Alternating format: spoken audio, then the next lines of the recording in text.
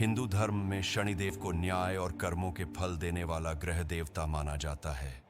उनकी दृष्टि जब किसी पर पड़ती है तो उसका जीवन कठिनाइयों से भर जाता है। लेकिन क्या आपने कभी सोचा है कि छोटे बच्चे और नवजात शिशुओं पर शनिदेव की कुदृष्टि का प्रभाव क्यों नहीं पड़ता? शनिदेव के कुप्रभाव से कैसे बचा जा सकता है? शनिवार के दिन पीपल वृक्ष की पूजा करने से शनिदोष क्यों शांत होता है? ये सभी सवालों के जवाब के पीछे एक पौराणिक कथा छिपी है। इसको जानने के लिए देखिए ये पूरा वीडियो। कथा की शुरुआत।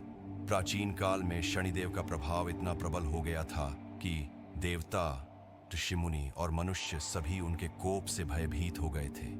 शनिदेव अपने स्वभाव के अनुसार व्यक्ति के कर्मों का न्याय कर रहे थे, लेकिन उनकी दृष्टि इतनी कठोर थी कि जिस भी व्यक्ति पर उनकी टेढ़ी दृष्टि पड़ती उसका जीवन कष्टों से भर जाता। ऋषियों और देवताओं ने भगवान ब्रह्मा से इस समस्या का समाधान पूछा।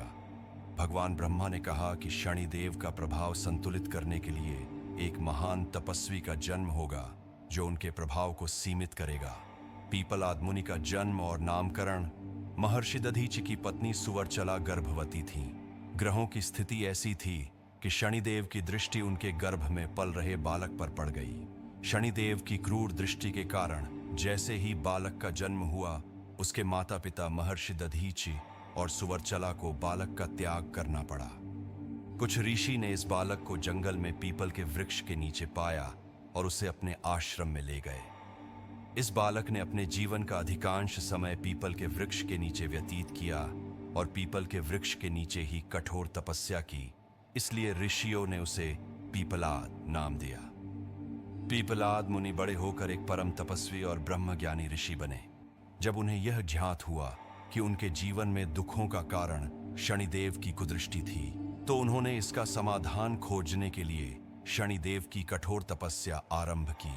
उनकी घोर तपस्या से ब्रह्मांड में अशांति फैल गई। देवता भी चिंतित हो गए।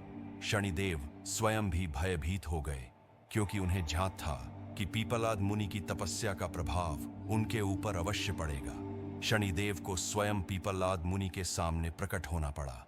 जब शनिदेव प्रकट हुए तो पीपलाद मुनि ने अपनी आंखें खोलीं, जो अब तेजस्वी दिव्य प्रकाश से भर चुकी थीं।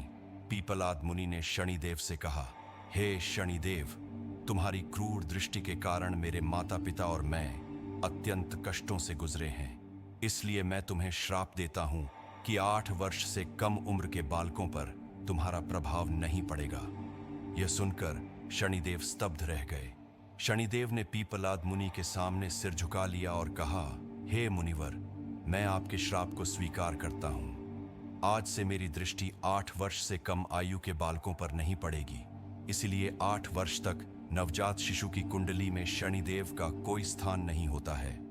और पीपलाद मुनि द्वारा शनिदेव को दिए गए श्राप के कारण नवजात शिशुओं और छोटे बच्चे पर शनिदेव की कुदृष्टि का प्रभाव नहीं पड़ता है। इसके पश्चात शनिदेव ने प्रण लिया कि जो भी पीपलाद मुनि की पूजा करेगा और पीपल वृक्ष की उपासना करेगा, वह उनके अशुभ प्रभाव से बचा रहेगा। शनिदेव के प्रकोप से बचने के लिए उपाय। शनिवार के दिन पीपल वृक्ष की पूजा करने से शनि दोष शांत होता है।